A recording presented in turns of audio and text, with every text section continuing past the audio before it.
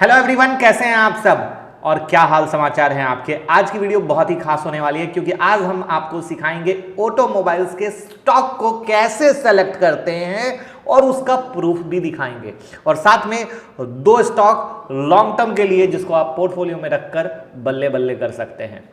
जो सबसे बड़ी चीज होती है कि पैरामीटर्स, कौन कौन से ऐसे पैरामीटर्स हैं जिसको आपको चुनने चाहिए और साथ में वीडियो के एंड में एक बहुत बड़ा बोनस मिलेगा और एंजॉय कर पाएंगे। तो चलिए वीडियो की शुरुआत करते हैं। चैनल को सब्सक्राइब नहीं किया हो सब्सक्राइब कर लीजिएगा, बेल आइकॉन हिट नहीं किया हो बेल आइकॉन हिट कर लीजिएगा।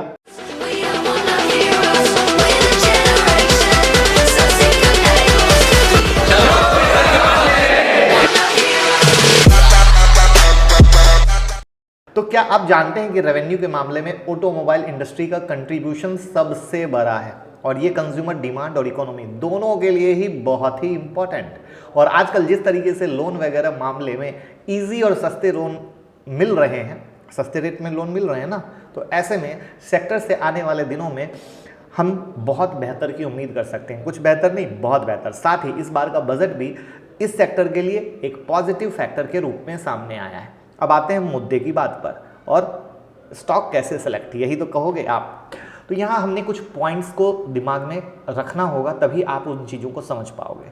तो जैसे सबसे पहले तो हमें कंपनी के रेवेन्यू और प्रॉफिट पे ध्यान देना चाहिए, जिससे हमें ये पता लग सके कि कंपनी परफॉर्म किस तरीके से कर रही है।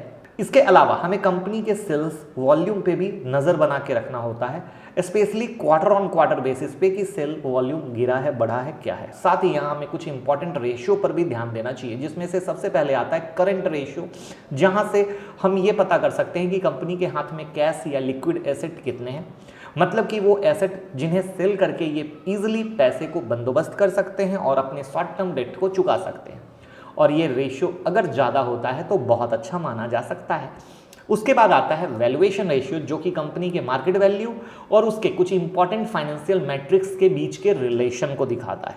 इसके अलावा हमें प्रॉफिटेबिलिटी रेशियो पर भी ध्यान देना चाहिए और इस रेशियो का आकलन हम पी रेशियो, पीबी रेशियो और आरओई के थ्रू कर सकते हैं। हालांकि पी रेशियो के लिए मुझे पर्सनली ये लगता है कि अक्सर जो अच्छा स्टॉक होता है और अच्छा रिटर्न दे रहा है, कंपनी की मार्केट में वैल्यूएशन है, तो ऐसे के पी हमेशा ज़्यादा होते हैं और ज़्यादा मायने देने की ज़रूरत नहीं होती है। पीबी का मतलब ये होता है कि किसी कंपनी के 1 रुपये के एसेट खरीदने के लिए आपको अपनी जेब से कितना खर्च करना पड़ रहा है, और ये जितना कम होगा आपके लिए उतना अच्छा है। यानी पीबी ज़्यादा बेहतर है मेरी नज़र में पी से। साथ ही यहाँ हमें एसेट टर्नओवर रेशियो पर भी गौर करना चाहिए, क्योंकि यहाँ से हमें ये पता लगता है कि कंपनी अपने एसेट से कितना सेल जनरेट करती है, और अगर किसी भी कंपनी का एसेट टर्नओवर ग्रेटर देन 1 है तो उस केस में हमें इस रेशियो को अच्छा कह सकते हैं। साथ ही लास्ट में हमें कंपनी से जुड़े रीसेंट डेवलपमेंट, ये तो सबसे ज़्यादा ज़रूरी चीज़ है, पे फोकस करना चाहिए, क्योंकि यहाँ से हमें ये पता चलता है कि कंपनी क्या सोच रही है, कंपनी की प्लानिंग क्या है, कंपनी के पास किस तरीके से डील आ रही है, आने वाले दिनों में गवर्नमेंट की जो नई नई पॉलिसीज़ आती है उससे क्या फ़ायदा होने वाला है। क्योंकि ये पता होता है ना तो हम सौदे को होल्ड कर पाते हैं, वरना आप लोग थोड़े से मुनाफे में काट के निकल जाते हो, है कि नहीं? कमेंट बॉक्स में बताइएगा। अब चलिए, अब जितनी बातें बताई हमने उसके एग्जाम्पल के थ्रू समझते हैं। और यहाँ एग्जाम्पल की जो कि 2 स्टॉक हम आपको बताने वाले हैं, तो मारुति सुजुकी और टाटा मोटर बिंदास पोर्टफोलियो में रखिए, हमेशा पैसा देंगे। और इसको अब हम मारुति सुजुकी के पोर्टफोलियो को पहले देखते हैं किस तरीके से। तो यहाँ पर आपको क्वार्टर ऑन क्वार्टर बेसिस पर हम आपको दिखाते हैं इनकम टैक्स। तो इन चीज़ों को देखें तो कंपनी का रेवेन्यू बीते 2 क्वार्टर से आप यहाँ इंप्रूव होते देख पा रहे हैं। उसके पहले आपको दिख रहा होगा कि रेवेन्यू डाउन है, नेट इनकम की स्थिति भी आपको सेम दिख रही होगी। अब इस चीज़ को रीड कैसे किया है, तो यहाँ आपको समझना पड़ेगा कि आखिर प्रॉफिट और रेवेन्यू गिरा है तो क्यों गिरा है। अब जैसा कि यहाँ गिरावट की वजह क्या है, कोरोना वायरस। अब अगले पैरामीटर को देखते हैं, क्या बताया हमने अगला पैरामीटर, सेल नंबर, करेक्ट। तो यहाँ भी सेल नंबर में आप देख पा रहे हैं कि क्वार्टरली बेसिस पर कंपनी का सेल वॉल्यूम जून क्वार्टर के बाद इंक्रीज हुआ, और जून क्वार्टर में गिरावट क्यों हुई तो ये फैक्टर हमें ढूंढना पड़ेगा। हालांकि यहाँ वजह वही है, कोविड। और इस एग्जाम्पल से आपको ये बताना चाहता हूँ कि अगर कभी भी किसी नंबर में डीप दिखे या फिर अचानक से हाई दिखे तो वो वजह आपको ढूंढनी पड़ेगी। अब चाहे ये डीप और तेजी रेवेन्यू में हो, प्रॉफिट में हो या सेल नंबर में हो, आपको ध्यान देना पड़ेगा। अब इस चीज से जो स्टॉक में तेजी होती है उसको भी आप डेट वाइज मिला सकते हैं, बिल्कुल दिखेगा। अब बात करते हैं नेक्स्ट फैक्टर की, करंट रेशियो। तो कंपनी के बीते 5 साल के एवरेज करंट रेशियो को देखें तो ये 70.37 का है, जो कि इनके इंडस्ट्री एवरेज के कंपेरिजन उतना खास नहीं है, क्योंकि इंडस्ट्री एवरेज यहाँ हमें 98.48% का दिखता है। वहीं अगर आप इनके एसेट टर्नओवर रेशियो को देखें तो वो फाइनेंशियल ईयर 2020 में इनके एसेट टर्नओवर रेशियो 1.21 का है, जो कि एक अच्छा फिगर है। तो बातें क्लियर हो रही है, एग्जाम्पल से समझ में आ रहा है। अगर नहीं हुई तो चलिए दूसरे पे भी ले चलते हैं। किस पे? टाटा मोटर पे। तो अगेन पहले इसके फाइनेंशियल को खोलिए, करेक्ट। और फाइनेंशियल को जब आप खोलते हैं तो हमें यहाँ क्वार्टरली फिगर पे गौर करना होगा, सेम मारुति सुजुकी वाले सिचुएशन की तरह।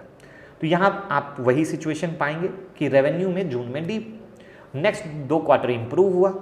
अब अगर प्रॉफिट नंबर पे गौर करें तो यहाँ देखिए आपको जून में मोटा नुकसान दिख रहा है, राइट। और सितंबर क्वार्टर में ये नुकसान कम तो हुआ है बट फिर भी नंबर निगेटिव में है, और दिसंबर में फाइनली हमें यहाँ इंप्रूव होता हुआ दिख रहा है।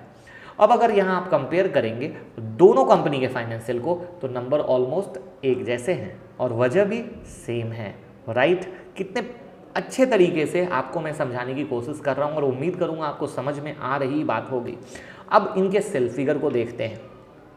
सेल के लिए यहाँ अगर क्वार्टरली बेसिस पे सेल फिगर पे ध्यान दें तो जून के बाद यहाँ भी सेल नंबर बीते 2 क्वार्टर से इंप्रूव हो रहे हैं।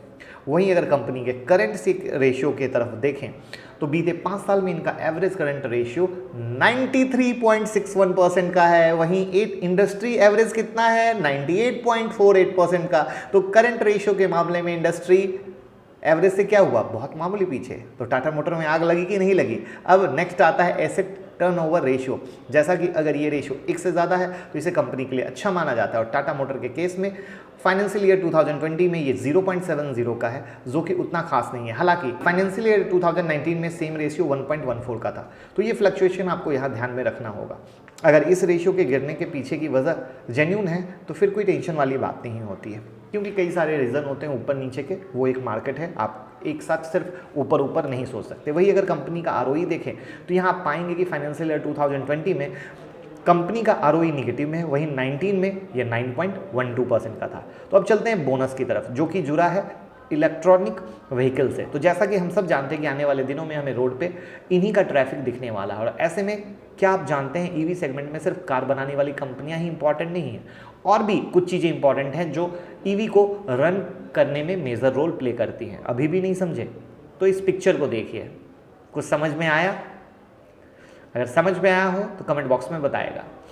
तो यहाँ देखिए, कोई कंपनी इलेक्ट्रिक व्हीकल के लिए बैटरी बना रही है, कोई टायर बना रही है, कोई रियर व्यू मिरर बना रही है, तो कुछ ही ऐसी कुछ कंपनियां अलग अलग, तो कुछ चार्जिंग स्टेशन बनाने का काम करती हैं, तो कुछ ऐसी कंपनी है जो इनके लिए R&D का काम करती हैं, कुछ रॉ मटेरियल प्रोवाइड करने का काम करती हैं। जैसे कल टेस्ला टाई अप कर रही थी, वीडियो मैंने बनाया ना इंडिया में, तो ये वीडियो तो इस तरीके से आप बताएं कि जब 2030 तक भारत सरकार इंडिया को ईवी के तर्ज पे पहचान दिलाने की तैयारी में है, तो क्या ऐसे में इन कंपनियों के स्टॉक को आप नहीं जानना चाहेंगे और इन स्टॉक को अपने पोर्टफोलियो में जगह देना नहीं चाहेंगे? क्योंकि भैया अभी से पकड़ के चलेंगे तभी तो समय में मोटा कमाएंगे, और कंपनी से दोस्ती करेंगे, दोस्ती तो करते नहीं है। तो दोस्ती करवाने की कसम हमने खा रखी है कि दोस्ती करवाएंगे, पोर्टफोलियो में अच्छे से रखेंगे। तो अगर हम आपको ईवी के अलग अलग सेगमेंट से जुड़े कंपनियों के नाम और उनकी कहानी को शॉर्ट में समझा दें तो कैसा रहेगा? तो आप चाहते हैं तो कमेंट बॉक्स में बताएं कि शुरू की जाए 3 से 4 वीडियो की सीरीज, लर्निंग के साथ अर्निंग का बेहतरीन मौका। तो इंतजार रहेगा कितने लोग लाइक करते हैं, कितने लोग कमेंट में बताते हैं कि यस, ये तो बड़ी बेहतरीन बोनस चीज़ आपने वीडियो के लास्ट में बता दी है और इस तरीके से तो सोचा ही नहीं था। तो जल्दी से बताइए, लाइक का बटन दबाइए और शेयर कर दीजिए। Thank you so much.